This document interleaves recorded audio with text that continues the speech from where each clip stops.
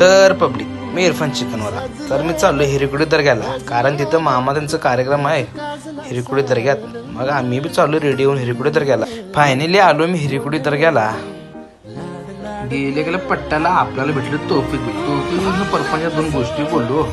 तौफिक भाईला भेटून आत गेलो तर बसलेली पंगत मला लागली जेवून घे. त्यांच्या संग मी बी जेवून घेतलो.